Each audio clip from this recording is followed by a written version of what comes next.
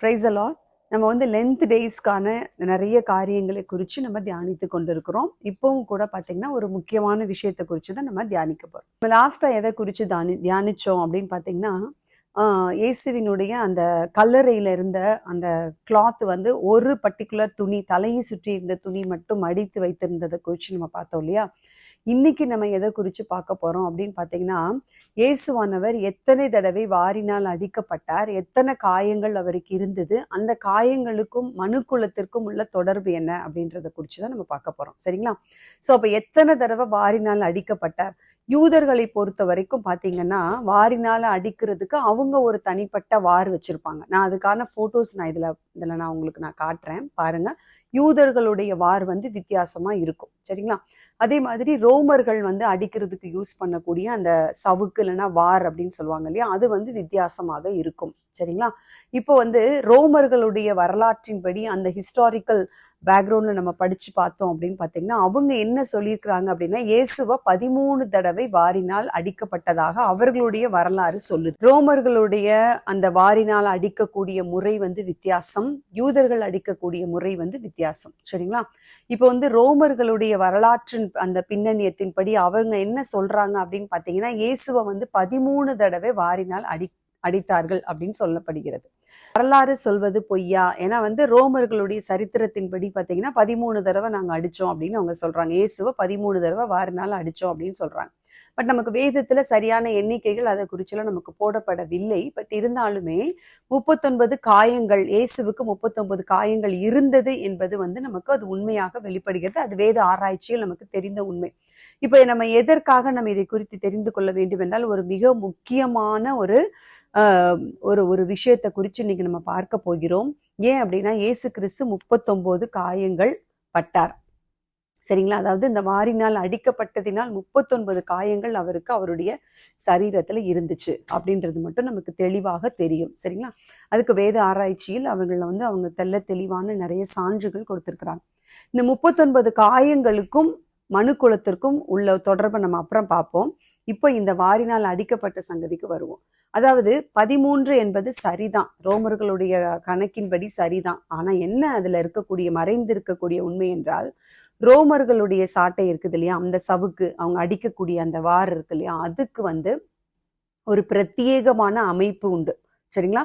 யூதர்களுக்கு வேற மாதிரியான அமைப்பு இருக்கும், அவங்க அடிக்கக்கூடிய அந்த சாட்டைக்கு. இப்ப இவங்க எப்படிப்பட்ட ஒரு சவுக்கு இல்லைன்னா ஒரு வாரை யூஸ் பண்ணுவாங்க அப்படின்னு பாத்தீங்கன்னா, கைப்பிடி இரும்புல இருக்கும். அதுல இருந்து பாத்தீங்கன்னா 2.5 அடி அப்படின்னு சொல்லலாம். ஓகேவா? அந்த அளவுக்கு பாத்தீங்கன்னா அங்க இருந்து வார் ஸ்டார்ட் ஆகி அதுல இருந்து 3 வார்கள் அங்க என்ன ஆகும், பிரியும். இந்த 3 வார்கள்லையும் பாத்தீங்கன்னா 3 ஈய குண்டுகள் இருக்கும். அதுல பாத்தீங்கன்னா இரும்பு கொக்கிகள் இருக்கும். சரிங்களா? இந்த 3 வார்லையும் 3 ஈய குண்டுகளும் கொக்கிகளும் இருக்கிறது. ஒரு தடவை அடிக்கும் பொழுது 3 காயங்கள் பட்டு அந்த ஈய குண்டுகள்ல இருக்கக்கூடிய அந்த இரும்பு கொக்கி அப்படியே சதையை பிச்சுட்டு அப்படியே வெளியில வரும். இப்ப ஒரு தடவை அடிக்கும் பொழுது 3 வார்கள்ல 3 காயங்கள் படும் பொழுது, அப்ப அவங்க 13 தடவை அடிக்கும் பொழுது கரெக்டா எத்தனை காயங்கள் வரும்? 39 காயங்கள். ஓகே, இப்ப 39 காயங்கள் இயேசுவானவர் அந்த வாரினால் அடிபட்ட பொழுது பட்டார்.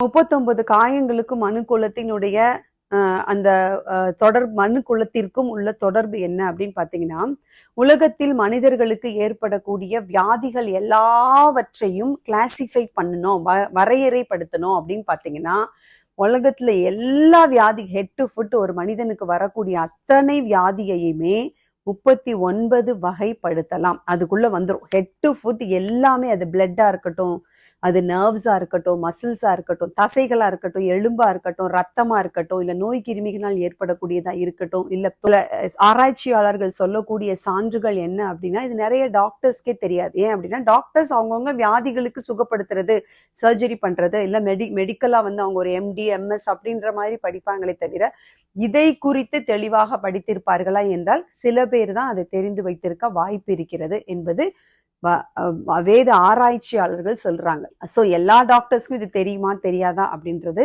நமக்கு தெரியாது. ஆனால் மனிதர்களுக்கு வரக்கூடிய நோய்கள் எல்லாவற்றையுமே இந்த 39 வகைகளுக்குள்ளாக கொண்டு விடலாம், இதுக்குள்ளதான் இருக்கும் அப்படின்னு சொல்லி. அப்ப 39 காயங்களினால இயேசுவானவர் உலகத்துல மனுஷனுக்கு வரக்கூடிய அத்தனை நோய்களையுமே சுகப்படு வல்லமை அவருக்கு உண்டு. அதனாலதான் அவருடைய காயங்களால், அவருடைய தழும்புகளால் நாம் சுகமாகிறோம் அப்படிங்கிற வசனத்தை நம்ம வாசிக்கும் பொழுதுலாம், அதை விசுவாசித்து நம்புகிறவர்களுக்கு அதனால் ஏற்படக்கூடிய ஒரு நல்ல ஒரு விஷயம் என்ன, அதனால் ஏற்படக்கூடிய அற்புதம் என்ன அப்படின்னு பார்த்தீங்கன்னா, அந்த நோய்களை குணப்படுத்த அவருடைய தழும்புகளால் முடியும். ஏனென்றால் அவர் நம்முடைய எல்லா வகையான நோய்களையும் அவர் சுமந்து தீர்த்து சிலுவையில நமக்காக அதை ஏற்றுக்கொண்டு அந்த தழும்புகள், அந்த காயங்களினால நமக்கு சுகப்படுத்தக்கூடிய கிருபையை நமக்கு அவர் கொடுத்து விட்டார். அதுக்காக தான் அவர் 39 காயங்கள் பட்டார். சரிங்களா? சோ 13 தடவை ரோமர்களுடைய கணக்குப்படி அடித்திருந்தாலும் அவருடைய காயங்களுடைய எண்ணிக்கை 39.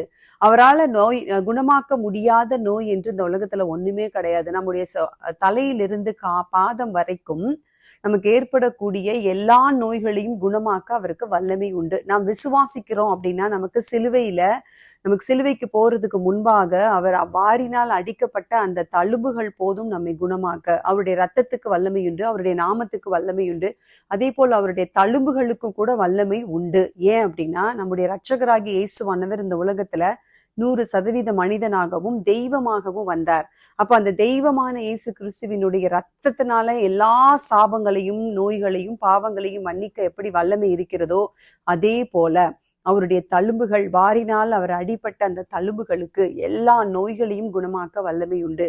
இன்னைக்கு நம்ம நோய்களை நம்ம சரீரத்துல வைத்து கொண்டு நாம் கஷ்டப்பட வேண்டிய அவசியமே இல்லை. நாம் விசுவாசிக்கும் பொழுது அதை அறிக்கையிட்டு ஆண்டவருடைய சமூகத்துல இந்த நோய்களுக்கு என்ன காரணம், நானா இல்ல வேற எதுவும் இன்ஃபெக்ஷனா, இல்ல இதுக்கு என்ன காரணம் அப்படிங்கறதெல்லாம் அலசி ஆராயாதபடிக்கு நோய் இருக்கு, ஆமா, ஆனா என் இயேசுவானவருடைய தழும்புகளால் என்னால குணமாக முடியும் அப்படிங்கிற அந்த விசுவாசத்தோடு, விசுவாச அறிக்கையோடு நம்ம அவரோட சமூகத்துல ஜெபித்து, ஆண்டவரை உங்களுக்கு சித்தமானால் சுத்தமாக்கும் அப்படின்னு அன்னைக்கு அந்த தொழுநோயாளி உள்ளவர் சொன்னார் இல்லையா? சோ அவருக்கு அன்னைக்கு சித்தம் உண்டு சுத்தமாகுன்னு ஆண்டவர் என்ன பண்றாருன்னா சுகத்தை கொடுத்தார். அது போலதான் இன்னைக்கும் ஆண்டவர் நமக்கு சித்தமானா என்னோட சரீரத்துல இருக்கிற இந்த வேதனை, இந்த வலி, இந்த நோய் இன்றைக்கே அது மாறட்டும் அப்படின்னு நம்ம சொல்லும் பொழுது அவருடைய 39 காயங்கள்ல நமக்கு என்ன டைப் ஆஃப் வியாதி இருக்குது அப்படின்னா அந்த வகைக்குள்ளாக வந்துவிடும். நமக்கு நிச்சயமாக தேவன் சுகத்தை கொடுக்க வல்லமையுள்ளவராக இருக்கிறார். அவர் நன்மை செய்கிறவராக தான் சுற்றி திரிந்தார். அப்ப நமக்கு சுகத்தை கொடுக்கவும் அவர்